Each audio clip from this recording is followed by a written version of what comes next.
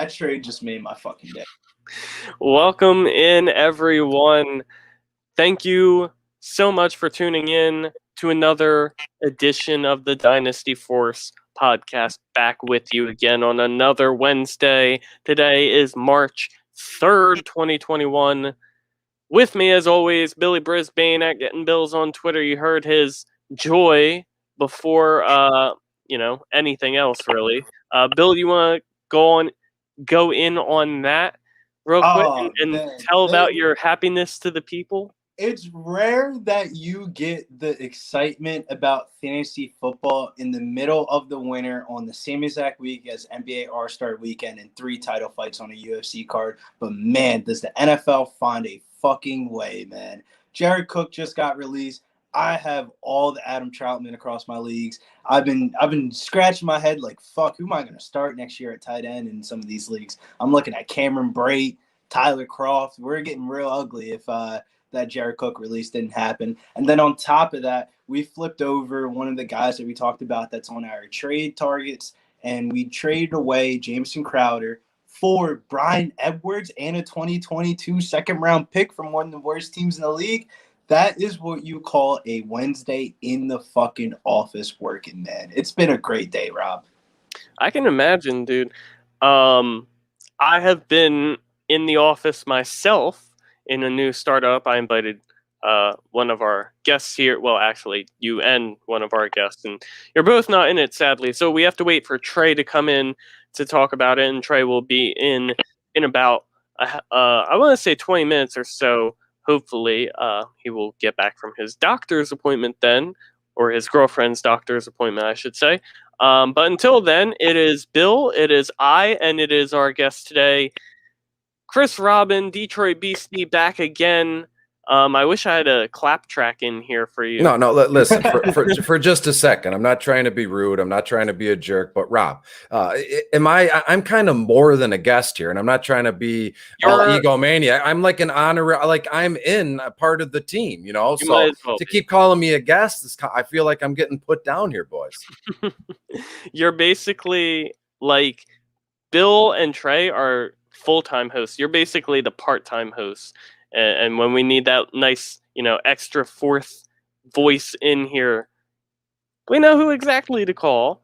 I want to say that Chris has more episodes on the Dynasty Force podcast as a guest than like all of our other guests combined. So there you go.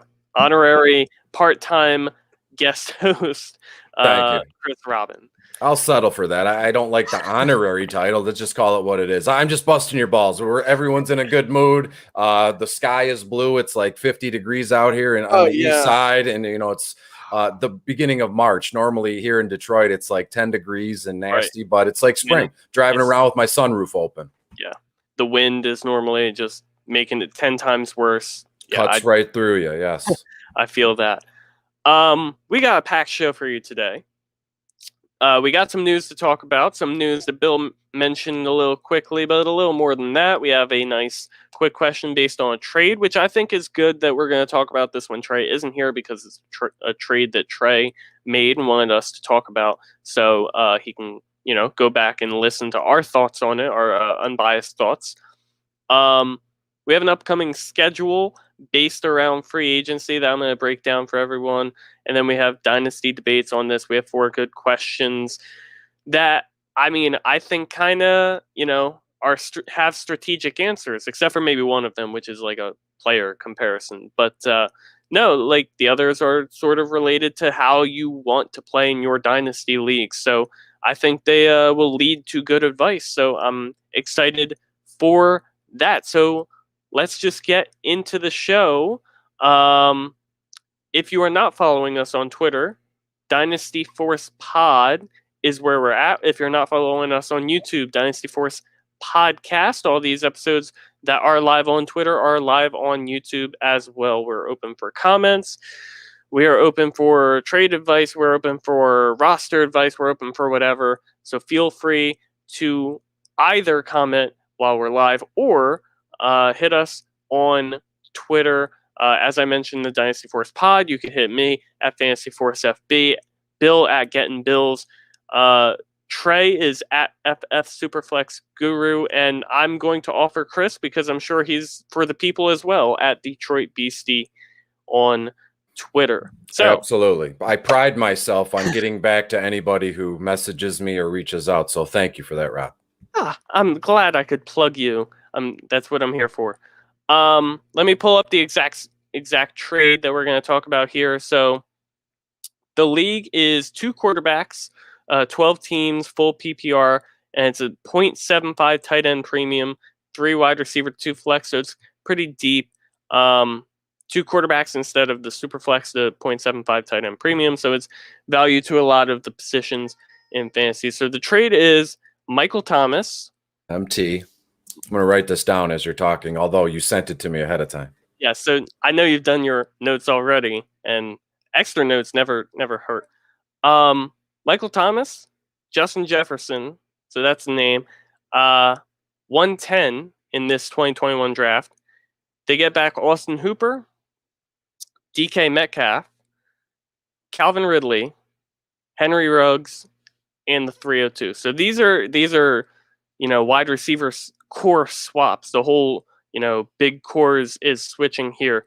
I do know which side Trey is on in this one, but I'm going to hold that back for now. Let's head over to Bill first for this one. You had some time to take a look at this, give your thoughts on it. What are you thinking here? To be honest with you, tell me if I'm wrong. I don't even think this trade's even close. I mean, I think with that was my initial reaction too, but what side is it not close for, Billy? Yeah. I like DK Metcalf and Calvin Ridley and Henry Ruggs. I think those are really good players, and I think they do have some upside. But I feel like with DK Metcalf, you can buy Tyler Lockett at a way cheaper price. I just made a move for Tyler Lockett this week and got him at way more than I thought that he was going for. I got a future first round pick out of it. I was like, damn, sign me the fuck up.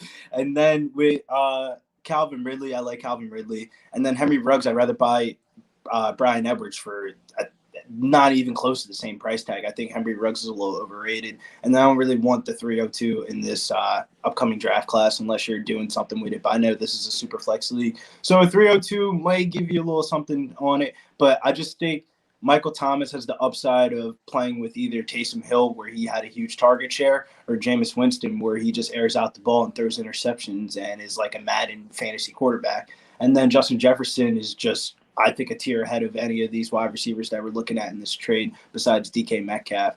I would definitely side with the Michael Thomas, Justin Jefferson, the 110, because that 110 might be a quarterback like what's that dude's name? Lance Wilson, yeah, might fall there. Mac Jones, whatever. That's what I'm saying. You can do a lot with that 110 in this upcoming draft. And depending on how sharp your league is, I really think that people are going to overdraft the quarterbacks that fall inside the first round because of their draft capital, and then some running backs like the dude from North Carolina, Javonte Williams, I think his name is. A guy like him, I think he's going to drop in some of these rookie drafts, and I don't understand. Yeah, what's funny is this is actually the Fantasy Forecast Listener League, so a lot of our, the people who are in this league do listen to this podcast, so they actually already know this trade, already, understand both sides of it and know which side Trey is on. So it's funny that, I'm talking about this here, and I'm also not trying to give too much leeway on who's where, but I definitely agree with you, Bill, on the Justin Jefferson, Michael Thomas, M110 side of it. I would be on that side as well. I also am not as big on DK Metcalf as a lot of people are, just the way that the Seahawks are trending. I think if they continued how they were last year, yeah, DK Metcalf is a top 10 dynasty receiver, but the way that they are trending towards running the ball more and throwing the ball less, that kind of shies me away from DK Metcalf a little bit. As you mentioned, Henry Ruggs 302, even Austin Hooper, and it's a 0.75 tight end premium, so there is value for Austin Hooper in this league. But I mean, when you're comparing them to a guy like Michael Thomas, I don't think it compares. And then, Justin Jefferson, a tier ahead of DK Metcalf. I think the 110 more than makes up for, obviously I'd rather have Calvin Ridley than the 110, but Justin Jefferson, I'd rather have a lot more than DK Metcalf, at least personally at the moment. What were you saying, Bill? I just wanted to say something real quick. For people that are in redraft leagues, I know this is Dynasty talk and it's the Dynasty offseason, but sometimes you got to keep in mind some of the redraft ADPs. Dude, Michael Thomas is going like the 4th, 5th round in redraft leagues this year. That's a fucking steal. Yeah, we'll see if that remains. I mean, they could get Deshaun Watson at quarterback, and then that would immediately end. So, who knows what's going to happen. If he's there in the 4th round, though, no matter who the quarterback is, I agree. He's definitely a steal at that pick. Chris, do you have similar thoughts on this one? Yeah, I'm in lockstep with you guys here. And if you look at, I use Fantasy Football Calculator a lot. I'm not sure if you're aware of that website. It's fantastic, but I'm looking at it now. I'm always on there, and some of these ADPs are where they have these guys or kids going overall. It just seems off to me. They have DK going like 16th overall, Ridley going like 19.4 overall, and MT is 20th overall, and they have Justin Jefferson going almost 40th overall in a full point PPR. And again, that's not happening. It's March 3rd, so all this stuff is just jumbled because they get their they get all their info from collectively, I'd like to think, from other mock drafts. And this time of the season, if you're like me, I just do wild stuff in mock drafts just to see what works. I mean, it's not a real life draft. It's not real time. So I just play around and fool around with it. But Justin Jefferson going 40th overall, there's something wrong with that. I wouldn't use that number as my own because I would be laughed out of the fantasy football community here. But yeah, Michael Thomas, Justin Jefferson, and that 110 to me is really icing on the cake, given the fact you're getting back Hooper, premium or not, whatever. In redraft leagues, I would imagine there's a case to be made. I'm not saying this is it, but there's a case to be made that Hooper might not even go drafted if it's a 10-team league with small benches, 10-team league, and you got 5 bench spots. What's the point? Or excuse me, what do you think that the percentages that Hooper even goes drafted in that? I know that's not the league you're talking about, but DK and Ridley, that's a very nice wide receiver combo. But so is Michael Thomas and Justin Jefferson. This trade seems to me like the Hooper DK Ridley team it seems to me like they're not interested in Michael Thomas anymore. They've jumped, or that they've cut bait with Michael Thomas, and that's your own decision to make. I'm not. If I can get him, as Billy said, in the 4th or 5th round of redraft leagues, that's a win for me. And 20th overall, sign me up. And then you throw in Ruggs. He's just at this point, which is still very early. Ruggs just looks like, in this trade, mind you, he's like a throw-in. It's like, well, this is what I want. This is what you can have. And I'll throw in Ruggs to maybe sweeten the deal here. But will Ruggs break out at any point? Who knows? That's a conversation left for a better date and time. But I'm 100% on Thomas, JJ, and that 110. And that 110 is so valuable because, as Billy was kind of alluding to, you can play with that. There's so many different options to go to. You can spend the next month or two, adding and trading with other teams in lieu of what I'm going to do with the 110. So if the team that's getting MTJJ and the 110, they have some work to do and they have some planning to do. Where do I want to go with that 110? I think that is very important for that other team owner. Missed the button, but yes, I agree completely. Wouldn't it be interesting if he got back with the 110, he got back Kyle Pitts, and then you look at the situation, and it's like Kyle Pitts versus Austin Hooper, and it's Kyle Pitts ain't going 110 in a dynasty premium, dude. He's a top. The only reason I say he might is because this is 2 quarterback, so maybe the premium for quarterback is a little higher in this league, in this fantasy league, and then you have a situation where a ton of teams inside that top 9 need quarterbacks. A ton of quarterbacks are going in round 1.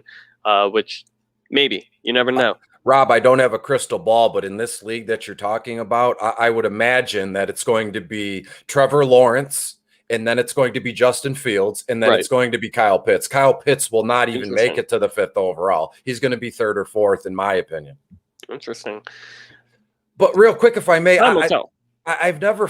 It's funny that you mentioned that, Billy or Rob, where you can say, "Well, I got Michael Thomas and JJ," and then instead of saying the 110, you insert the player that you got. Right. That makes the trade all that much more, ridiculous here. So it depends on. I've never really even had that conversation. I think that's a topic that we need to discuss here at another time. When you have a trade, do you add in the player that you got when you revisit the trade? Because that would just make it unfair in my eyes. Chris, to answer your question real quickly, I do. One of my startup leagues, my home league, actually be transferred over to a Dynasty league last season, and I had the 8th pick overall, and I was on the clock, and I had Michael Thomas, and I traded away that pick for a future this upcoming draft first-round pick, and that pick is going to end up being Harris or Etienne or Chase or something like that, and to me, I got Clyde Edwards-Helaire and Harris for Michael Thomas. I think you have to throw in the player. I feel like that's what makes trades more risky in this time, that you can flip away a 2021 first or something like that, or a second, and you don't even know if that's going to be a valuable pick or not. I agree completely. Yeah, I think we've broken down this trade enough. And just for reference, Trey is on the receiving end of Thomas Jefferson and the 110. So shout out Trey. He'll be happy to go back and listen to this one, see our thoughts on that, and hope all's well for him. You know what I'm excited for? If Trey joins the broadcast, the camera will be like this. What's up, boys? Yeah, I'm here. Let's get it going. Yeah. And his hair will just be, sitting there all uncombed, and like he just had a whole hard days of work with a hat on, sweating the whole time. Just took it off. Chris, that was great, man. Perfect analysis. It's all right, love. I promise. Let's get into these quick few pieces of news that we have. We'll have a lot more news next week, as things are about to start getting hot and heavy in the off season now. But in the meantime, we still have some fantasy related news. So let's begin with what Billy was very hype about to begin this episode. The Saints are releasing Jared Cook. They're also releasing Josh Hill, which I think is interesting for like the ancillary sort of targets. You're not gonna have to worry about Josh Hill for those random 1-yard touchdown targets that tend to happen in the Saints offense. So Jared Cook and Josh Hill, I think that Saints likely will add someone at tight end, maybe not a prominent name, but maybe a low end guy. I don't think so, Rob. I feel like nowadays these tight ends and wide receivers, these pass catchers, are being more groomed out of college to be able to play in the NFL way earlier than what they used to be. Because back in the day, man, even some of the best tight ends that are in fantasy right now, like Travis Kelce, took like 3 to 4 years to really understand and learn the position. Nowadays, they don't give a fuck if you block or not. They'll throw you out in the slot and have you run some routes, man. And I just feel like Adam Troutman showed in some times last year without Jared Cook in the lineup that he could be productive. Chris, I know you remember a couple weeks during fantasy last year when he was bare minimum price. He was chalk, and it wasn't great chalk, but it wasn't chalk that made you not cash in a week. And I feel like Adam Troutman, I think this is a arrow in the right direction for him, and this really solidifies his target share on this offense, because Jared Cook's red zone target share is way more than what people really expect once you start running the numbers. Yeah, I agree. I believe Troutman is obviously he's the biggest benefiter because, it's clearing out the tight end room here. And I think regardless of any further moves that they make at the tight end position, Troutman's the dude for the future there. And I think they're looking to rock with him. Billy was so happy because of his 100% ownership of Adam Troutman. So yeah, I actually was in trade talks a few weeks ago, and like I was kind of swapping out like Adam Troutman and the 302 that I had in this trade, and it was like, which would I prefer to keep, basically. And I ended up keeping Adam Troutman. So, I mean, I think that's working out so far, especially in, it's a fantasy forecast league as well. So it's a 0.75 tight end premium. So I think that helps. So yeah, I mean, I'm also happy about this situation. The Saints, as it's been a solid situation for tight ends, regardless of who the quarterback has been. Just because the red zone work that you mentioned, Jared Cook, very heavily involved in the red zone. Josh Hill, involved here and there in the red zone. Chris, anything else to add? Any further excitement for Troutman? Yeah, absolutely. And while we're talking, I'm thinking about, sending out a tweet. Who would you rather have, Cole Kmet in Chicago or Adam Troutman in New Orleans? I think that's a conversation that should be a good one. It could spark some good debates and opinions here. But just going back on something Billy said, when Troutman was chalked several times this season, punt play in DFS, we all know what that means. Cheapest, and you just punt it and hope they do anything. 2 times value back on a punt play is phenomenal. But there are certain instances, and it's all like a per week basis, where I can never remember being like not excited, but saying, well, this punt, being comfortable with the punt play. And I was comfortable with Cole Kmet, and I was comfortable with Adam Troutman a few times this season as a punt play. And I think that's fantastic. And Troutman was in bottom of the barrel several times, and every time he was in there, I was comfortable with that. And again, what I'm trying to say is normally you're kind of like holding your breath on a punt play. I'm spending, bare minimum, but hoping they do anything. 2-3 points would be perfect. And that's the definition of a punt play. But to be comfortable with a punt play, if I say punt play more another time in this broadcast, I'm going to end this thing, but being comfortable with a play like that, I think is very fantastic. So arrows up, or wheels up, as they say, for Troutman. Yeah, I do agree with you. Go on, Billy. Before you send that tweet, though, we'll move on here because there may be another name to add to that conversation. But go on, Billy.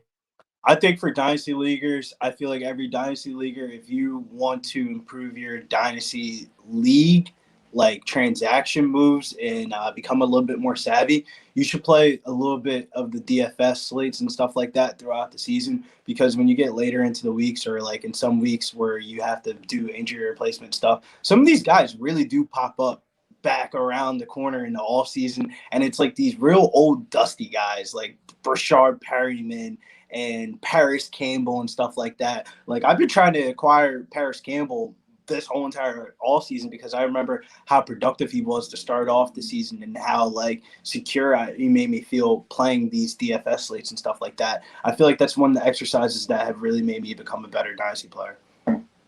I feel, yeah, definitely helps when you look at, things on a daily level and then you break it down over a long period of time, and it definitely helps you a lot. The name, and we'll just move on to the next piece of news because this is how it relates, but the name I was going to throw out to add into the Adam Troutman, Cole Kmet conversation is Irv Smith for the Minnesota Vikings, as Kyle Rudolph was also cut from the Minnesota Vikings. I don't think it's the exact same. I mean, I can dive into that a little more, but Chris, I actually want to hear you go first on this one for Irv Smith, because I've seen the hype start on Twitter and I know it's only going to grow. It's unbelievable, but that's what we need to know, when we're on social media a lot, like we are. We're living and we're dying there. We're broadcasting, we're sharing content, we're creating our own content. We're going to go through waves like this. And this is, to be honest with you, all this Irv Smith stuff, and now Adam Troutman is going to be talked about all day today. This is the calm before the storm. And then, you throw in some free agent news, like the Lions adding Tyrell Williams here. Can you imagine what it's going to be like in a couple weeks when free agency is in full bloom here, how toxic and awful social media is going to be? I mean, that's so funny. It's good for its purpose, but what's its purpose for you as an individual? What is its purpose for me individually? If you're there to just hang out and joke, sure. If you're there to just say a witty comment and share a gif, then that's you. If you're there to kind of do business and network, then that's what you do. But in the meantime, we kind of have to wade and sift or swim through all this dog shit that is just like spamming almost. The amount of Irv Smith that I saw last night and into today is nauseating. That's why I kind of grabbed my throat, like gagged me. It was just nonstop and constant. And again, that's getting back to my original point. That's what social media is. Everybody has an opinion, and everybody is able to share their opinion 2 seconds after they think it. And that's fine. That's okay. What is your purpose for social media? If you're going to let, Irv Smith 24/7 kind of news bug you, then maybe you should get out of the social media game. It's not for you, because again, it's only going to get worse. It's only going to get more annoying, and it's just going to carry on here very soon. But Kyle Rudolph, to me, I've always been a fan of Kyle Rudolph, Viking or not. As a Lions fan here, Kyle Rudolph was my favorite punt play at tight end all season last year. He was in my DFS articles constantly because he was so cheap and he didn't have to do much to hit value here. So Kyle Rudolph will latch on elsewhere, and he's going to be fine. That's his role. That's what he does now. He's a fantastic blocking tight end, so you can count on him being on the field a large portion of the offensive snaps. And every once in a while, he'll release and he'll find the end zone, and that's fantastic. But in terms of Irv Smith, it's like everybody on social media is trying to shove a square peg into a round hole. They want to make it happen so bad, but it's out of our hands. It's up to the Vikings, and it's up to Irv Smith and Kirk Cousins here. Do they give him the chance? Well, they have no. That's it. That's all they have there now. So Irv Smith will be their tight end one, but will he produce the tight end numbers? And as it stands now, all the hype and excitement around him, nobody on earth could live up to those kind of expectations. So Irv Smith is going to be fine. He's going to be fantastic. Just be mindful of both ways. If you have Irv Smith or if you're looking to acquire him, because there are certain people, there's always a guy or a girl in a league that tries to get over on other people. And as it stands now, given everything that's going on, the Irv Smith owner is going to be looking to get over on people. So be cautious and be mindful. I would even put off grabbing Irv Smith for a week or two. Let the stuff die down. Let some other let the news cycle kind of go away, and then you'll get a little lower. You'll get a bump less of value on Irv Smith, and he can be had cheaper than he is now. Because as it stands now, I wouldn't be shocked if someone says, "Well, I was offered Irv Smith for my Christian McCaffrey. What do I do?" I mean, that's how toxic social media is. Gosh. Kyle Rudolph, I agree with you. Apparently, he has interest in Cleveland, which would be interesting because remember last year the David Njoku trade request that never went through, and he ended up playing the whole season. It would be interesting because a signing of Kyle Rudolph in Cleveland would mean that David Njoku can sign somewhere or can be traded somewhere else. I don't believe he's a free agent. He might be a free agent. I don't even know. I'll have to vet that, but. Yeah, it leaves, room for Cleveland to work if that were the case. But when I was looking at Minnesota here for Irv Smith, because my friend, messaged me about this morning. He's an Irv Smith owner. And basically, I'm sitting here thinking, okay, this is a obviously run-heavy offense. That's what Mike Zimmer wants. It wasn't that so much last year because they couldn't. They had a bad defense, but that's not going to last for long. They had a lot of young corners who got a lot of experience and play time, so they'll grow, and then I'm sure they're going to invest in their defense this offseason.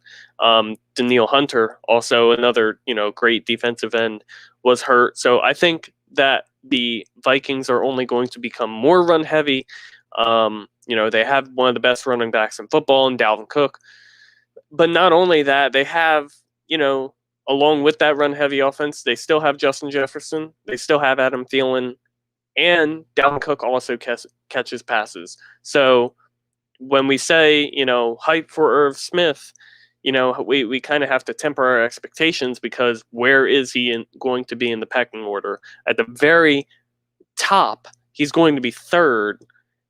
And you normally don't necessarily want the third option. I mean, I know it's tight end, so maybe you're just kind of grasping at straws there. And Irv Smith is a solid shot, but I really don't think he will be the consistent next fantastic tight end for fantasy, regardless of what happens. I think he'll definitely get opportunity this season. So we'll see how that works out, but. Short term looking, maybe, in the future when Adam Thielen eventually leaves the team, because he's 32 now, I want to say. Eventually when that happens, Irv Smith, okay, then I'll be a lot more excited, and maybe it would be like a 1-2 show with him and Jefferson. But until then, I think he's behind Thielen, and, I'm not buying all the hype that everyone else is putting out. Bill, how do you feel about Irv Smith going to the moon, we'll say?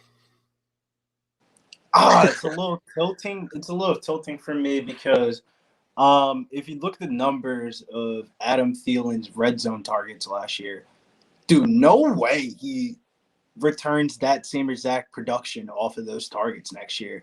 If you're an Adam Thielen owner in Dynasty leagues, I'd be looking to trade him for the fucking moon right now to see what the fuck I can get for him, because I just feel like Adam Thielen, really good guy. One of the guys that we're really trying to, we're around this time last year in quarantine talking about, let's get Adam Thielen. Well, we got the season that we wanted. It's time to trade him off now. He's 30 years old.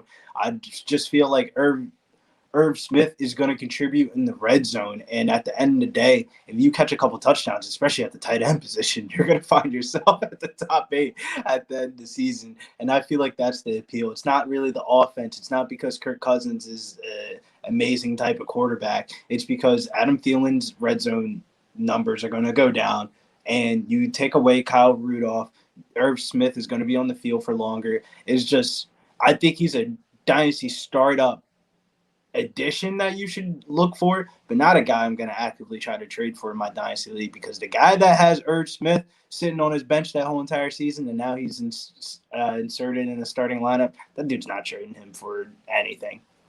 Yeah, it's funny you mentioned that, because I'm currently in a dynasty startup right now, and let me see exactly where we're at. We are at the 9-4. This is a 10-team league, so not as many players have gone, but this is also a 2-point premium for tight ends. So tight ends get a whole extra point per catch, and currently Irv Smith is still on the board. Evan Ingram, Cole Kmet, Zach Ertz, Logan Thomas, Jonnu Smith, and then Irv Smith, according to Sleeper. It would be in that order.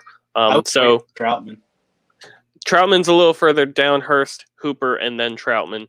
But basically you look at the situation there, 9-4, the startup seems to always be the cheapest that you can buy guys. So I really like the point that you make when you say, Irv Smith is a guy you can get in the startup and find that value, but can't trade for him right now, not his current price. All right, and then one final quick piece of news. Alex Smith expected to leave Washington. Real quick, Chris, can he go anywhere to have fantasy value again? No, absolutely not. I mean, I love the guy. What a story. Comeback player of the year last season. But wherever he goes, it'll probably, not to be rude to him or whatever organization signs him, but it's going to be like in an advisory role. He'll be in pads on the sideline, game in and game out, but he's going to be very valuable to an organization, whatever organization he goes to, and even more valuable to some young quarterbacks or whatever quarterbacks they have on that team. So I wish Alex Smith the best. Definitely. Bill, do you agree?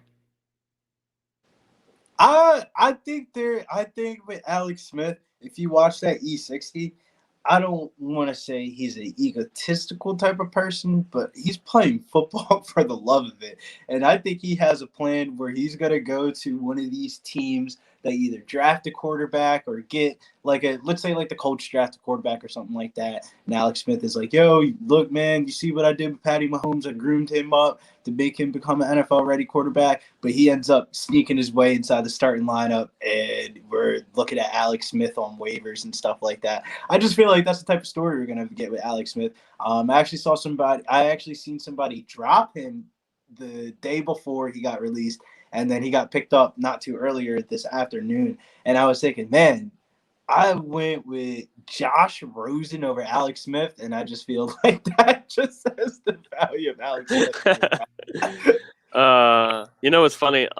Tampa Bay talked this offseason. They were like, yeah, we think we've already got the the successor for Tom Brady, and it's not Josh Rosen, it's Blaine Gabbert, who's been in the league for how long now? 10, 15 years. On the 49ers. Yes, you're right. Because he was on to the 49ers. He was on their practice squad and then got signed to the 49ers, where he was re-signed, so he is under contract for next season. So yeah, you can make it to the 53-man roster and get through the training camp and all that stuff. Dude, he might fuck around and beat Jimmy G out for that job if he's actually talented. We'll give him a shot. I mean, it's going to take time to come back from where he's coming from, I think. That would absolutely just destroy Jimmy G. They have no confidence. Where else is he going to go when a guy that's been passed around like a blunt at a party beats out Jimmy G, who was like the golden boy in New England, and then San Francisco? I mean, if Jimmy G gets beaten out by Rosen, then he's going to have to disappear into a cave the rest of his life. You can't tell me that the 49ers, some way, somehow, these guys like Nick Mullins and CJ Beathard end up collectively starting for about 5 to 6 games every year. Yeah, it always honestly really tends to work out that way. So that's the news that we have to talk about. We'll be getting into our dynasty debates, but before we do that, I have a quick upcoming schedule little segment to talk about here for you guys for the podcast. As I mentioned, next week the news is really going to start picking up. The franchise tag deadline. Oh, look who decided to join, and his hair is uncombed as expected. Trey Tyndall, the FF Superflex guru. Chris was not right in saying that Trey was going to come in with a very shaky camera. So that's a plus for you, Trey. But welcome in. Thanks for joining us. Better late than never, right? It's funny because I saw Chris was coming on yesterday, and I took a shower this morning, stood in front of the mirror, and combed my hair thinking about Chris. I don't know what happened after that fact, but yeah, it definitely doesn't look good now. Well, in my reply real quick, I just want to say it's great having you on and being here. I'm talking like I'm a host, but glad you were able to join us. Oh, no. Perfect. Way to expose me. Trey, we'll have to talk about our startup podcast, or not podcast, league draft at some point. Yes, at some point on this show, but we'll get to that. My team is hot. My team's hotter. No, I'm kidding. Trey, I do really like. What's that, Bill? Trey has the best team in that league. He's been sending updates. I don't know if it's the best team in the league because he's got some other pieces. Justin Jefferson, and that's the reason why me and Chris are in that league. That shit. AJ Brown in the 4th round, damn near. Oh, dude, I was happy with it. I feel like though everyone is going late in that draft. Honestly, 10 teams, it really does. But it really always does hurt you. The AJ Brown truther in every draft that drafts him in the 2nd round. I've never been to draft where there isn't an AJ Brown truther.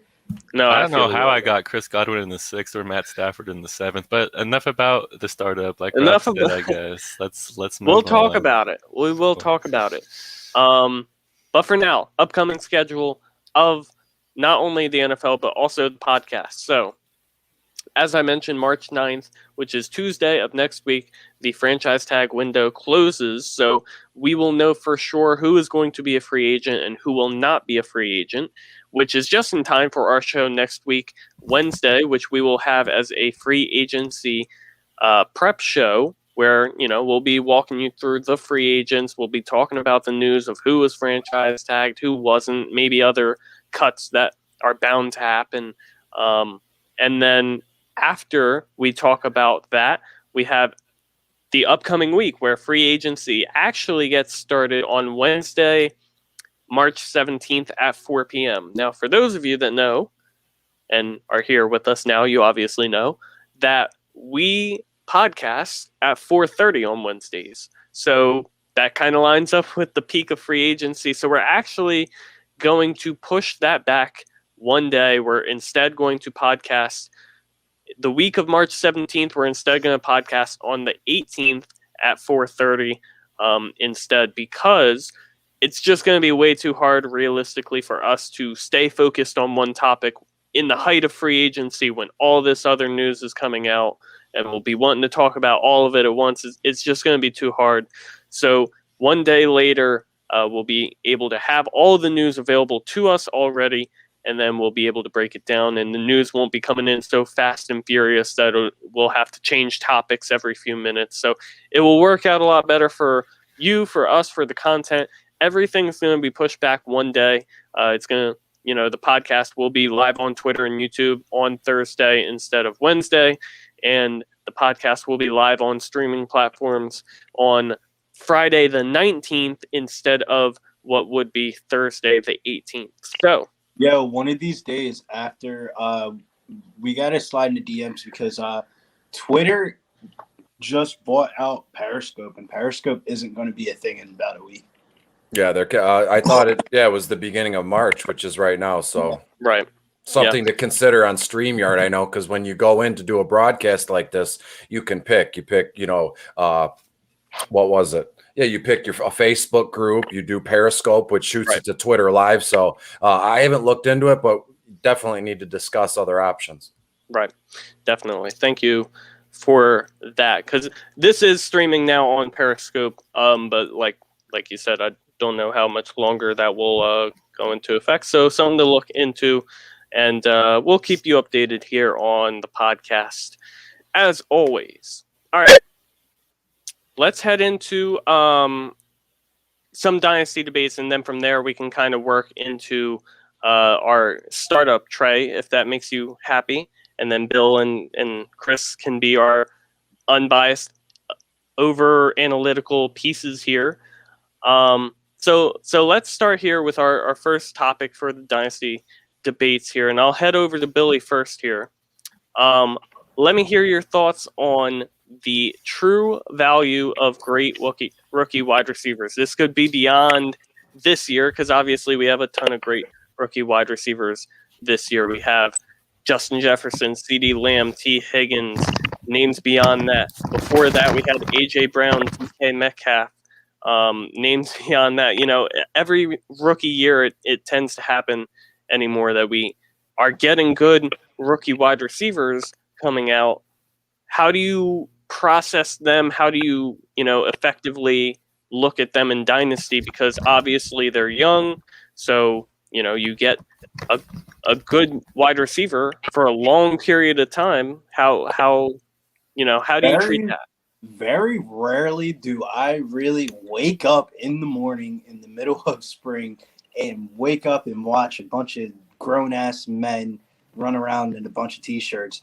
But, man, that's really how you need to evaluate wide receivers, because some of these small school kids, you don't really know their 40 times and stuff like that. And once you start getting more of like their agility score, their 40 times and stuff like that, you could start idealizing their body shape, their frame, their window and stuff like that, and start comparing that to other NFL athletes that kind of have the same type of builds and stuff like that. But I feel like the wide receiver position, it's much more tougher than the running back position, because draft capital doesn't really matter at the wide receiver position.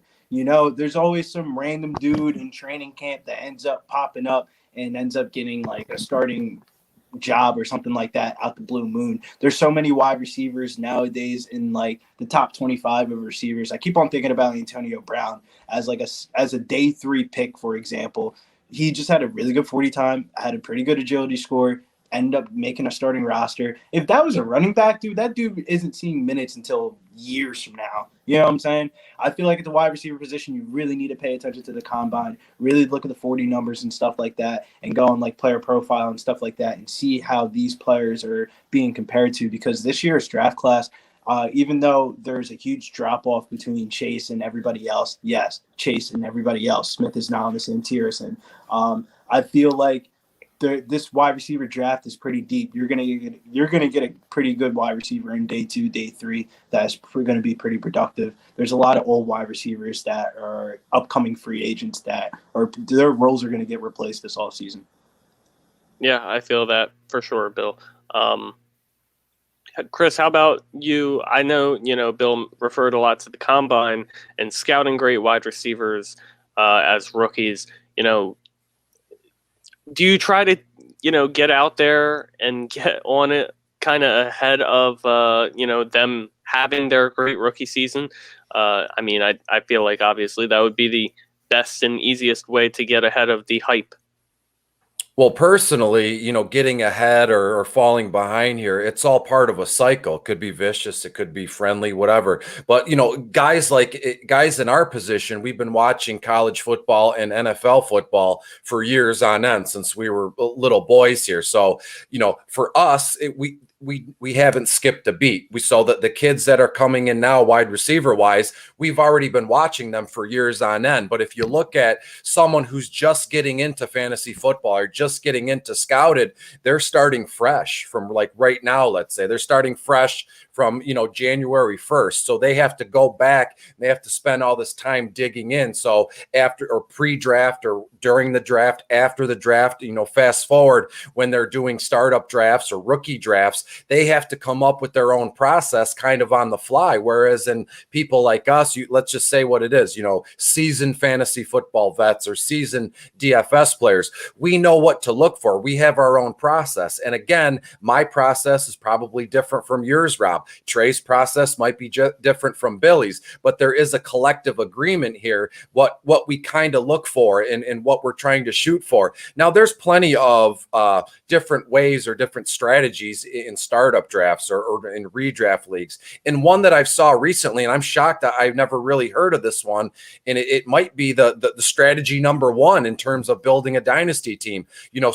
Build your team on a collection of very young, studly kind of wide receivers. Then you trade for, running backs to make a run in the playoffs here. So you're building a very young core of A.J. Brown, Justin Jefferson, C.D. Lamb, and then you just use your running back position in interchangeable spots as you see fit in terms of how your team is going as the fantasy manager here. But the value of a rookie wide receiver, personally, I don't find it as important as most people do. And I don't want people, raking me over the coals or jumping the gun over it and saying, oh, well, Detroit Beastie is a dummy. He doesn't even think of wide receivers. That's not true. There's only so much that we can do. And as Billy kind of alluded to, you get guys that go in the third, second day or third and the fourth round who nobody really has their eye on. And then they make or break what their career on the field in spring training, OTA and preseason. But these golden goose type prospects like Justin Jefferson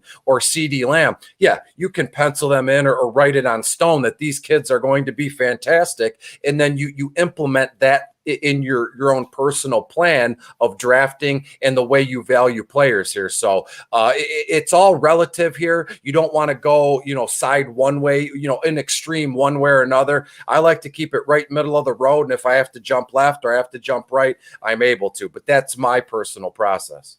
Yeah, I agree with you. It's funny too.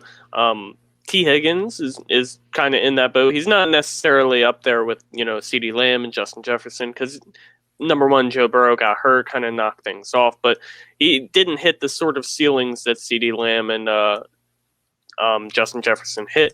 But, you look at the situation, I think C.D. Lamb was generally a mid-first. Justin Jefferson tended to be a late first-round pick in Dynasty rookie drafts. But T. Higgins, for example, was like a second round pick in that range, anywhere from, I don't think he was super early in the second round in a lot of leagues, but he tended to be at least gone by the middle of the second round. So, you're in a situation where you can get, Chase Claypool is another one where a lot of people want Chase Claypool right now. It looks like he's going to be a true alpha. Number one thing I will say is Billy is ahead of that.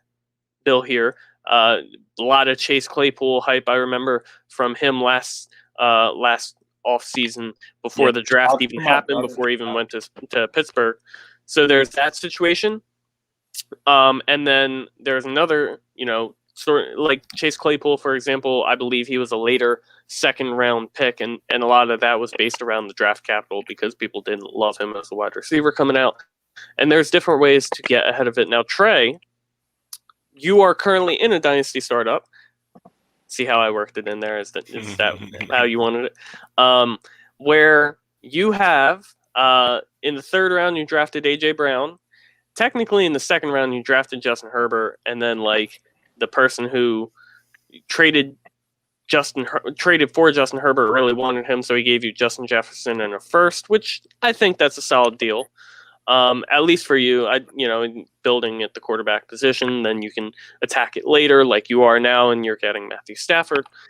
But yes, Justin Jefferson, A.J. Brown, and then later on getting CeeDee Lamb, who I shouldn't have let you get CeeDee Lamb because I really wanted him, but that's a decision that I made, so that's ultimately my fault. So, but you're in a position here where the point of this is you're building through young wide receivers, and then Chris Godwin, another name too. He's only 25, who's entering free agency. Potentially, he could get franchise tag, but still, you're in a situation here where you're building a group at young wide receiver, or a young wide receiver core, we'll say, to build around your team. So I think, what your opinion is on this question of the true value of great rookie wide receivers is going to be important.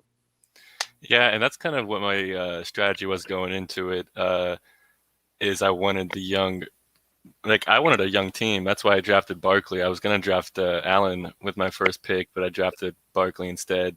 And then I wanted to fill it out with the young wide receivers with Jefferson, Brown, Lamb, and Godwin. And I'm pretty happy with that because, like Chris said, that's like a way to build a dynasty. Running backs come and go, but with those 4 wide receivers, I know for sure they're going to at least be good for the next 5, 7, 8 years. And that's what you got to do.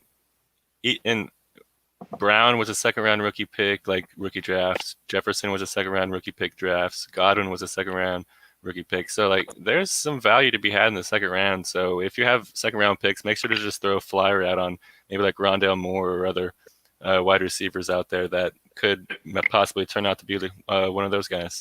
Right. And Chris mentioned it's all about the process. It's not just oh well, we've had some success with second round rookie picks in the wide receiver room before. You go back, you do your scouting, you do your what's the word, data mining there, like Billy does with the combine and his player profiler account and everything. You do all this extra digging to find these names to, get ahead of it in the second round and take a guy like Chase Claypool, and then, take a guy like A.J. Brown who ends up becoming a fantastic dynasty asset for a long period of time. So can I give you another example real quick? Like a yes, guy sir. like Bryan Edwards, man. That was a guy that really wasn't on my radar. Yeah, there's a lot of situations where you're like, oh my God, Chase Claypool, he hit a home run. A.J. Brown, he's a top 10 dynasty asset now. And then you have situations like Bryan Edwards where, it's kind of, what's going to happen with Bryan Edwards now. But go on, Bill. Nah, that's what I was talking about. Basically, just some of the non-popular names. I feel like there's a lot of non-popular names in this upcoming draft. If you're a team that's looking for a wide receiver position, this is the draft to do it. Yeah, definitely. I like that take a lot. I like where we went from there. Let's head into the player comparison that I alluded to a little bit earlier. I mentioned that Trey drafted Matthew Stafford. He actually, Trey, correct me if I'm wrong, but I believe it was about a round after this other dude that we're comparing him with. Maybe a little more or less, but I think it was around there.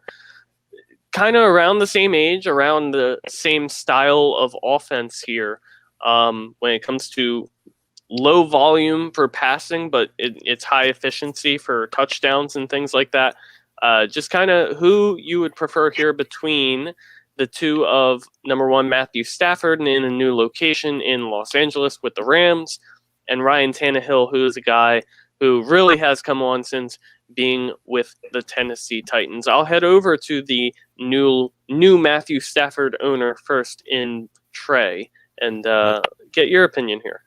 I say it looks like Matt Stafford went 7-6 and Ryan Tannehill went 7-9. I just went Stafford over Tannehill because I mean the upside is just there. I mean, with Corey Davis possibly leaving Tennessee, I don't really know what to expect with Ryan Tannehill because there's really nobody else besides AJ Brown there right now because Johnny Smith's also a free agent.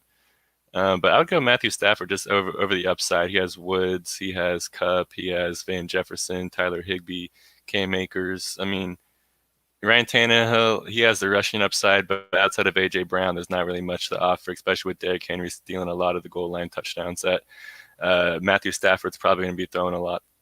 Right.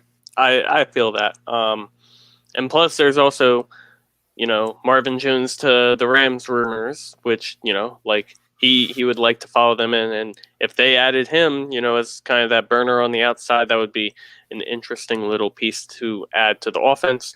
Chris, what are your thoughts here between Stafford and Tannehill?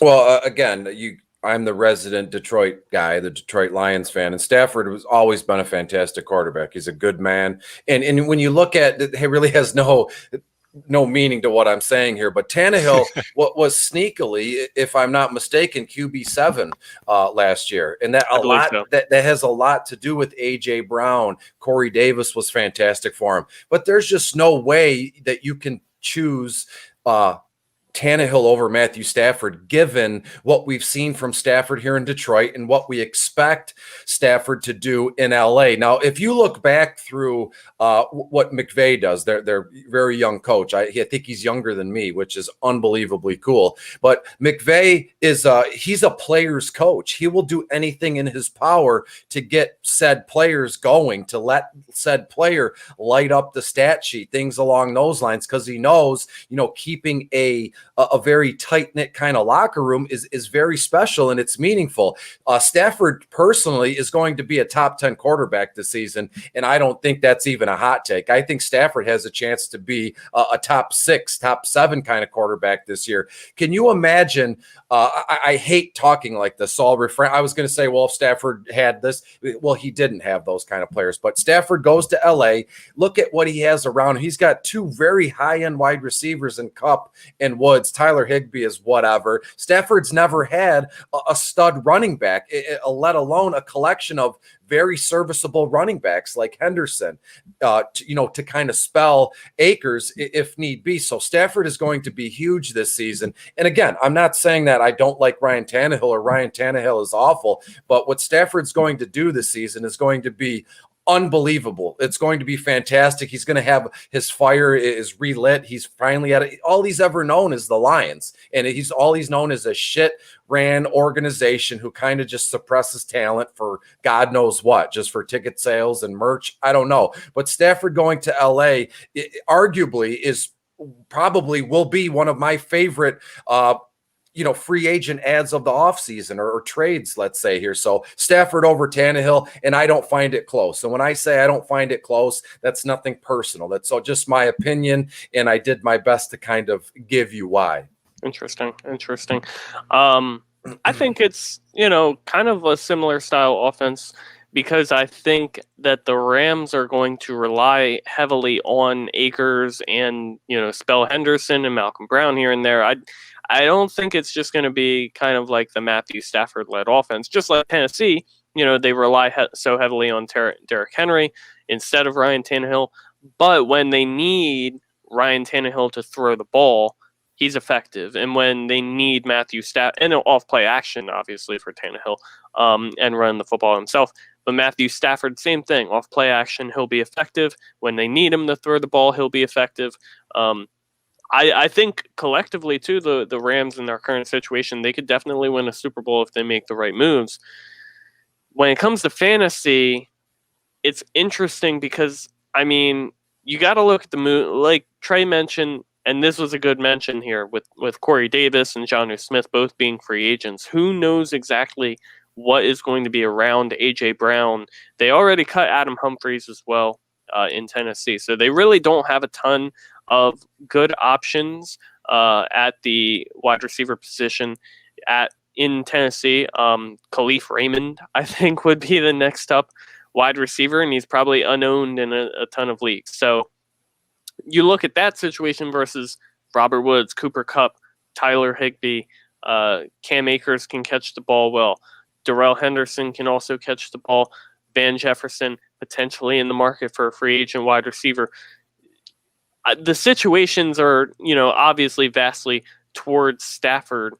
I think it kind of makes the decision pretty easy, even though they're in very similar offenses, and I'll side with the side of you two previously. Bill, any thoughts to add? Yeah, man, I feel a little bit different about this one. I kind of side with Ryan Tannehill over Stafford. I don't know if it's me just being a Stafford guy throughout my years, but man, like I get it real life wise. I damn sure am betting the Rams to probably win that division. I think that's a really good offense and stuff like that. But I feel like if you start looking into the numbers of Ryan Tannehill, I think there's a clear-cut way he can be more fantasy reliable than Matthew Stafford weekly because of what he does in the rushing department. I feel like a lot of people forget how good of a rusher Ryan Tannehill is and how good Derrick Henry has played these last 2 years. Derrick Henry's been basically back-to-back rushing leader in the NFL for 2 years straight. It's very rare that you see a running back do that back-to-back years. Let's say if that efficiency does drop off with Derrick Henry, and Derrick Henry goes from a top 3 fantasy production back-to-back years to finishing where I think he could be at maybe a low-end RB1 or something like that, or a high-end RB2, then that means Ryan Tannehill had a really good year. Ryan Tannehill last season finished number 2 on fantasy points per drop back per game, and then number 6 for yards per attempt, and number 4 for adjusted air yards per attempt. So I feel like there's a lot of I'm buying the pass catchers in the Titans offense. I think this is an underrated offense. I think A.J. Brown is really going to help out Ryan Tannehill's numbers. I know Stafford's in a way better situation, not even close if you compare environments, but it's just that I don't see the ceiling in Stafford. I think that the highest that Matthew Stafford's dynasty value is going to be is right here or in the middle of the season when you're making a championship run. I think that the person that owns Ryan Tannehill is still scratching their head as they're being their QB2, thinking, do I really believe in this guy, Ryan Tannehill? And man, I'm buying into Ryan Tannehill this offseason. Definitely a guy that I rather have than Stafford because, I always lean towards the rushing floor over the passing touchdown volatility. Interesting. I do agree. He does have a nice little floor there that Stafford has not shown through the years, though. Back-to-back top 5 rushing touchdown seasons for Ryan Tannehill at the quarterback position, and a very stacked quarterback class of running quarterbacks. That's basically the norm now. Yeah. I think that's a good point. I like how also, Bill, you're over here playing devil's advocate when everyone else is on one side. I like having the difference of opinion, so perfect. Let me head on here. Next topic. We got 2 more here for you all, and we'll start with Chris for this one. Let's talk about the long-term outlook for one of the more disappointing rookie running backs from 2020. Clyde Edwards-Helaire, is he a buy or a sell? He's fallen a lot in a lot of dynasty rankings. I believe pre-last season he was a top 12 guy basically around the board, especially after Damian Williams opted out. But, now, we'll talk about the Dynasty startup that Trey and I are in, but I believe it was the 6th round where I drafted him in. Maybe even later than that. I'll have to pull it up. But go on, Chris, any of your thoughts on Clyde and the situation that he's in, which I believe the situation, is the more important thing to talk about. Yeah, absolutely. And the question is long-term outlook for Clyde Edwards-Helaire. I think it's right where it should be as it stands right now in this moment in time. I won't bore anybody. We all know what happened last season. He gets drafted to KC and he was the #1 overall pick, and he really crapped on a lot of our teams, but no fault of his own. I mean, that offense in Kansas City is just fantastic. But if we fast forward to this coming season, what are we going to expect from Clyde Edwards-Helaire? Where you drafted him, Rob, that's perfect. Is he going to be a top 10 running back, drafted as a top 10 running back in startup drafts or definitely not in redraft leagues. But I don't have much to say on Clyde Edwards-Helaire because I don't have an opinion on him one way or another.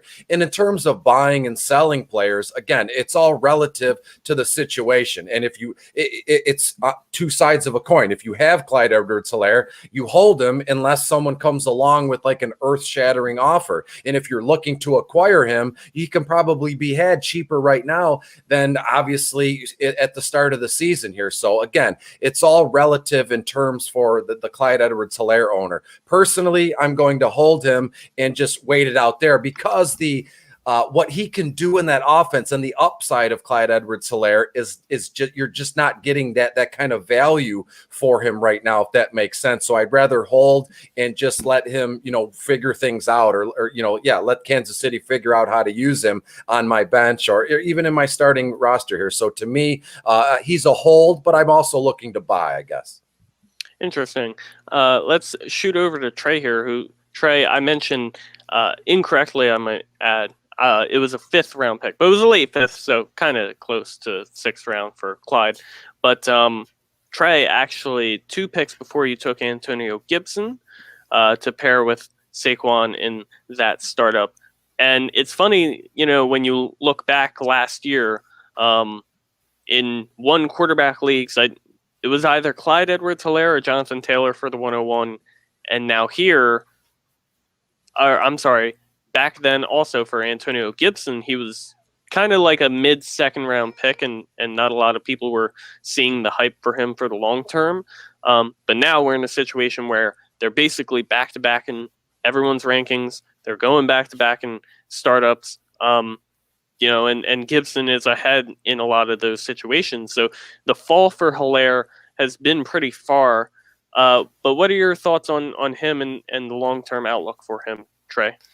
I was say I got Gibson at 5.6, and I chose him over Helaire. You got Helaire at 5.8. I just liked Gibson's ceiling higher. I mean, that's what I like so much about CEH is that he has such a high floor. I see him as a great RB2. I would love it if he was my RB2. I'd be worried if he was my RB1. But with him as your RB2, I'd feel really comfortable with that. I like what Chris was saying about you got to have expectations for him now. I mean, he got drafted super high last year, but you got to kind of reevaluate and kind of say he's kind of more of an RB2, especially with we don't know what they're going to do with what's his name, Damian Williams. Is that the one that's coming back? Yeah, Damian, almost Super Bowl MVP Williams. Yeah, but I say who knows what they're going to do with him. So we're just gonna have to wait and see with CEH. But I would love it if he is an RB2. I think he's like RB10 or RB11 in my rankings right now. Interesting. My 2 running backs at the moment in that league are Clyde Edwards-Helaire and Joe Mixon, who I got in the 6th round. Those 2 guys are guys who were, I believe, in everyone's top 12 at the start of the season last year, and now are being kind of left for dead. So, redemption, fingers crossed, the hope for them. Bill, I am mad at you for sniping AJ Dillon for me, though. 1 pick in front of me. I am so mad at you. I was about to pick him. Yes, I knew it. I knew you were going to. But literally, all right. So for those, I'll explain the situation. It was the 8th round. So my 8-2, I want to say. It was your 8-3. Yeah, it was 8-3 that you traded. Right. I decided to trade the 8-3 for a 1st round pick straight up because I'm kind of rebuilding in this league. Traded it, and the exact person I was looking for went in Noah Fant. So that's that's why you gotta trade other way around. You have 2 picks, take the person you want first, and then make the trade after and trade the second pick. But then again, maybe I wouldn't have gotten a first back for the pick since the person was looking at Noah Fant. If I had taken Noah Fant, maybe I wouldn't have gotten that interest back for the second pick. So, anywho, Noah Fant went. I was really looking at him, and I was like, you know what? There's another guy I was looking at, and since I got sniped, I might as well snipe Trey here and then take A.J. Dillon. So that's how that worked out for me. But no, looking at my team for the rebuild sort of process, round 1, I took the 101 because Trevor Lawrence, he's going to be great, and I believe in that. And then round 2, I took Deshaun Watson, and I really started to think about it like, man, what I can really see a world where Deshaun Watson doesn't play football this year because Houston just refuses to trade him. He refuses to let up on where he's at. He just sits out. He's like, hey, $20 million isn't nothing to me because I'm on a contract for $140 million. So I'll miss out on 1 year's pay, but this will stick it to him. And then next year they'll know I'm serious and they'll trade me. Maybe that happens, we'll see.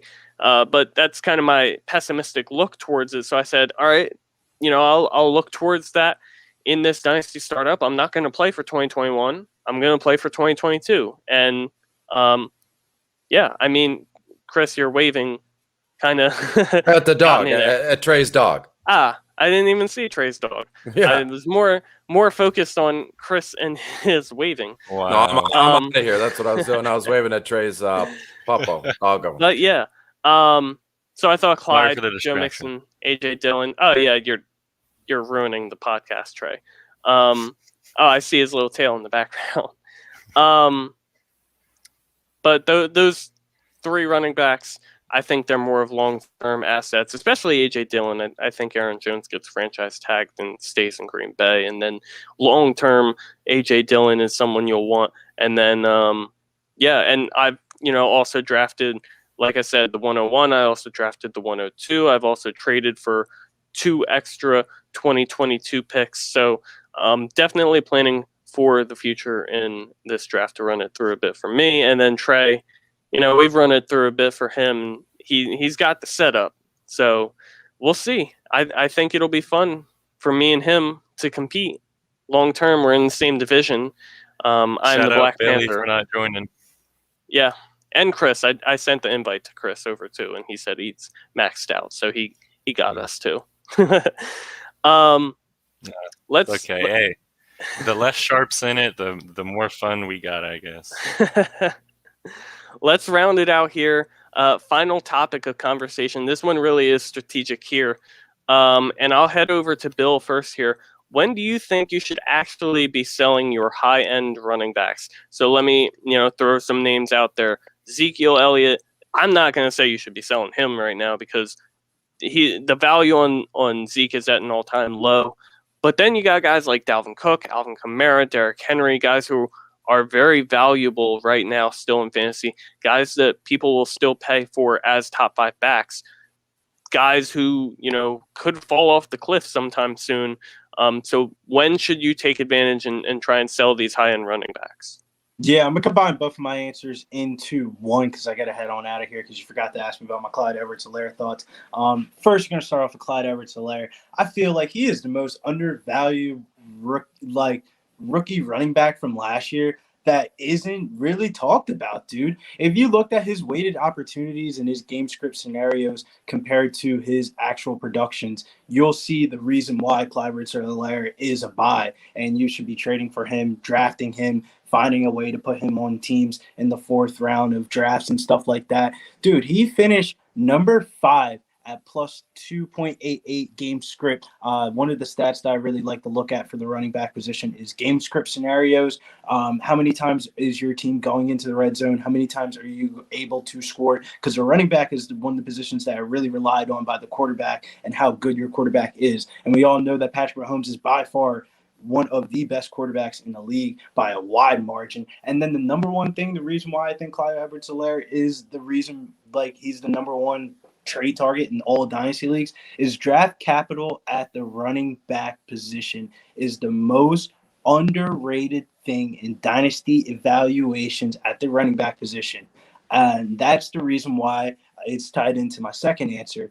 After their rookie contracts is when I'm looking to sell these high-end running backs. Guys that get 3 or 4 years into the league, maybe reach the fantasy top 5 maybe once or twice. That is when you want to sell these guys. It's rare you see a running back go past the age apex and still finish at the top end for dynasty leagues. If you're a team in contention, you can take more short-term risks and trade for vets like Chris Carson and stuff like that. But if you're a team not competing, or you're not going to make the playoffs, or you don't have any championship aspirations, and you have Ezekiel Elliott on your team, you need to sell him now, like as soon as possible. And I feel like the draft capital, I remember the last time you asked me the question at the wide receiver position, I said you could throw draft capital out the window. It's real, just more athletic talent. Well, at the running back position, you need to be drafted on late day 1, early day 2, and that's how you really pay off your price tag. There's a lot of guys that we saw in these combines that look pretty good in T-shirts, and they just didn't get drafted to the right team or get the right draft capital. They got drafted way later than expected, and it just ends up killing them at the end of the day. And I feel like if you follow the draft capital, that's how you're going to get good running backs in dynasty leagues. How do you guys feel about it? My mistake. I lost connection with my Wi-Fi. I gotta head on out though, Rob. I gotta go move this car. No problem. Appreciate you being here, Billy. Everyone, follow him on Twitter at Getting Bills. Catch you later, Billy. Yeah, I kind of missed part of his argument, so I will kick it over to Trey. What are your thoughts, and what is your opinion on selling high-end running backs?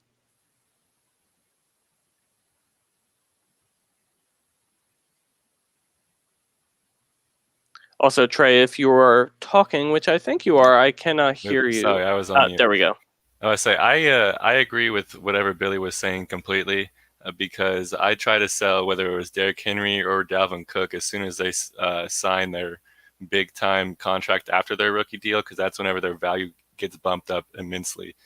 Because before they do that, that's whenever everyone's like, I don't know what it's going to look like, because if Cook and Henry didn't sign that deal, they would be in Chris Carson territory right now, where who knows what role he's going to have, or Kenyon Drake territory, where who knows what role he's going to have.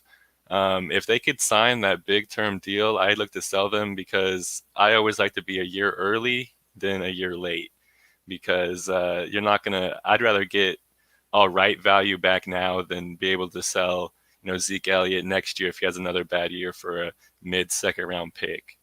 So I look to, sell the elite running backs as soon as they sign that big second contract for them, because that's whenever their value is tip-top value, and it's definitely about to go down. I feel. Yeah, I'm in a dynasty league where I won the championship last season. Now I'm kind of looking towards selling Dalvin Cook, who was one of the big reasons why I won the championship, and he could be a big reason why I win again. But what if I'm off on that 1 year, and I miss out? Chris, you want to pitch in here? Sure. I mean, honestly, fantastic answers and thoughts all around here. There's not too much more I can say. All I can add is my own little twist here, where, as you were saying, like right now would be the time, to sell Derrick Henry at an all-time high. Right now would be the time to sell Cook at an all-time high, because it's that old saying, I'd rather be a year early than a year too late. Because then if you're left holding your hat on a broken down Dalvin Cook, or a Henry falls off a cliff, you're not getting anything back. So being late a year or 6 months will drastically harm, your dynasty rosters, and will completely, change the configuration of your leagues here. So again, it also depends on, are you a betting man or are you a betting woman here? Like if you're looking, personally, if I have Derrick Henry, I'm riding that all the way out to the end. I mean, I love it, but that's me. I love what the guy's doing. He's a human wrecking ball. He's just a steamroller on the field. So I'm cool with having him on my team until he's 35 years old, like a 35-year-old AP here, because I enjoy watching him and I enjoy his talent that much here. But Are you going to bet? Are you going to roll the dice? And again, sell Dalvin Cook now, sell Derrick Henry now, and just cash in now. I'd rather be a year early than a year too late.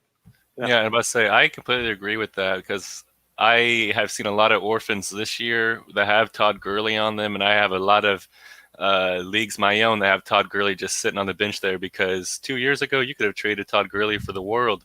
Now, and you'd be lucky to get an early third or like a late second for Todd Gurley. So I agree with what Chris was saying. It's better to sell them a year early and get elite value back now than wait and you're left standing with Todd Gurley and DeMarco Murray just sitting there on your bench. And be mindful, you're going to have to hear it. Like, let's say you sell Derrick Henry right now, and he goes off for another 18-yard, rushing season. You're going to be made fun of. Your friends are going to put you down and, punch you in the arm the whole year. But just be patient because depending on what you got back, you can shove it back in their face in year two when you got, Cam Akers and Gibson in exchange for Derrick Henry or something. So it's just another game within the game that I find so fun and so fascinating.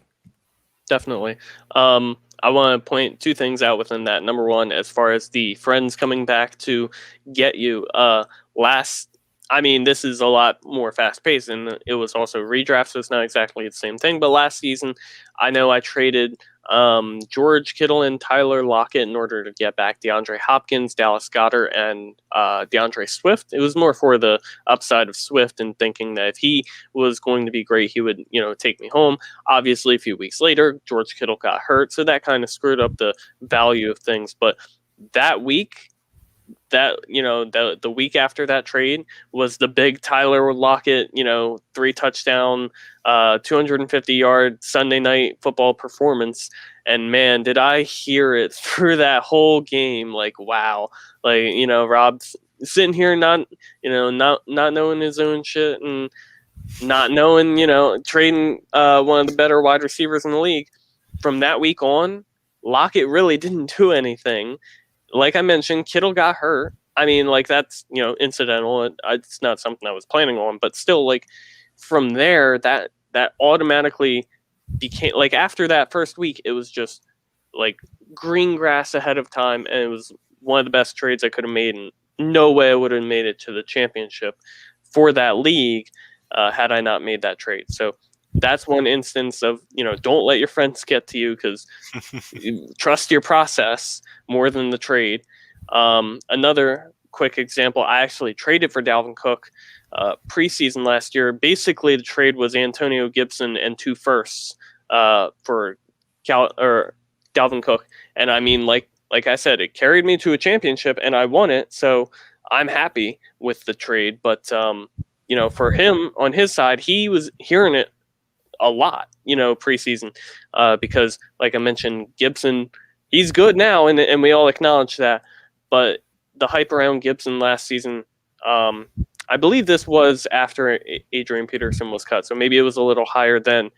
But even so, they all saw my friend as getting fleeced for Cook rather than me, getting fleeced on my end. And now, you look back at it and it's like, wow, it's actually a pretty even trade. It's working out for both of them.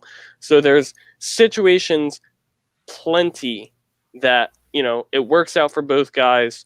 And you just gotta be patient. You just gotta wait it out. I was say I wasn't here for when you guys discussed the trade. What did they all say about my trade? Oh, you'll have to tune into the episode that drops tomorrow on all streaming platforms. So thank you for the leeway there into the plug. Yeah. All streaming platforms tomorrow, Dynasty Force podcast. If you need the exact name, title, Apple Podcasts, I'm sure you listen to.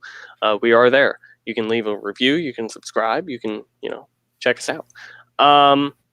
Chris, Detroit Beastie, our part-time guest host. Well, I'm sorry, part-time host, we'll say. Honorary member. I'll settle for that. That's fine. Your check is in the mail for your next appearance. Anything else you want to say before we head out here? No, absolutely great time per usual, and thanks for having me. If you're ever in a pinch, all I need is five or 10 minutes heads up, and I'm there. Thank you. Hey, Appreciate congratulations it, definitely. on being on the Undroppables, by the way. I saw that. Thank you very much. It was a calculated move, so I'm happy to be there, and thank you so much. Yeah. Trey at FF Superflex Guru on Twitter. I'll shout out again for Billy here at Getting Bills on Twitter, and then me at Fantasy Force FB. Looking ahead to the off season here, it's about to get hot and heavy. So hope you're all ready because it's about to be a ride here. On behalf of the Dynasty Force podcast, logging out here for this Wednesday, March 3rd. Excited to see you all again next week here. Thanks so much. Enjoy your week.